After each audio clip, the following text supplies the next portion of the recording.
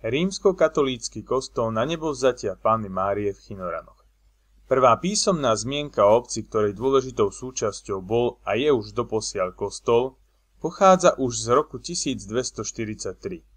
Kostoly na tomto území sa začali stavať podľa zákonov svätého Štefana z roku 1031. Prvý kostolík bol postavený na kamenných základoch. Údajne stál na mieste vedľa terajšieho v 12. storočí. Kedy bol kostol postavený na terajšom mieste, nemožno dosiaľ s istotou určiť. Ako vyzerala prvá stavba kostola, taktiež nemožno pre absenciu archeologického výskumu opísať konkrétne. Pretože naša obec v minulosti patrila pod ostrihomského arcibiskupa, máme dokumenty hodnoverne doložené.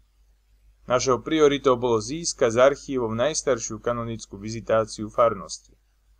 Už dávnejšie sa snažila zanietená skupina nadšencov zozbierať dôležité dokumenty a vydať monografiu obce. Monografia obce od úsvitu dejín z roku 1993 spomína, že podľa kanonickej vizitácie z roku 1559 v Krásne pôsobil správca Baltazár z Chynorian, kam naši farníci chodili, keďže ich kostolík bol vyrabovaný a zničený. Materiál z roku 1786 uvádza, že v Chynoranoch bol malý kostolík s mnohými porastlinami, ktorí v tom čase dávali do poriadku. Väžu opatrili hodinami.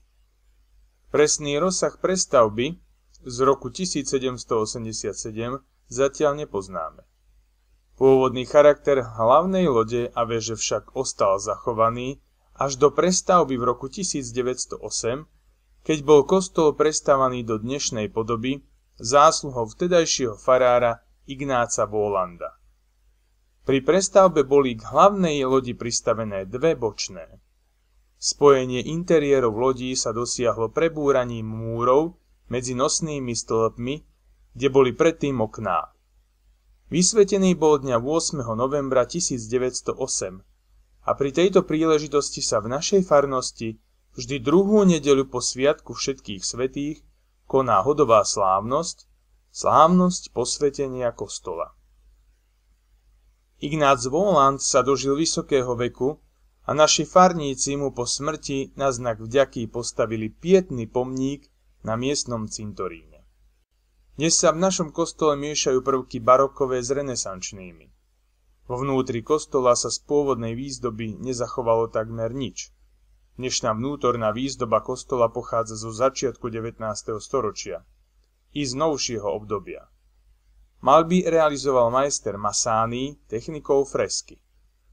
Maľba na klenbe sanktuária predstavuje výjav Na Nebovzatia Panny Márie. V 4 rohoch klenby sanktuária sú maľby svätého Augustína, svätého Ambróza, svätého Hieronima a svätého Gregora Veľkého pápeža. V ďalšej časti hlavnej lode je na klenbe namaľovaný výjav kláňania sa 3 kráľov a výjav zo života svätej rodiny. Na prednej strane klenby nad chórom je maľba vierozvescov svätého Konštantína a Metóda, učiacich našich predkov. Na ľavej strane je maľba svätého Andreja Svorada a svätého Benedikta. Dnešnými farebnými oknami bol kostol vybavený v 30. rokoch minulého storočia na popud chynoriánskeho farára Ignáca Volanda, ktorý daroval prvé okno a svojim príkladom zapôsobil aj na ostatných chynoriánskych kňazov a na niektorých obyvateľov, ktorí potom postupne darovali ďalšie okná kostolu. Dnes jedno vitrážové okno zdobí aj poštovú známku.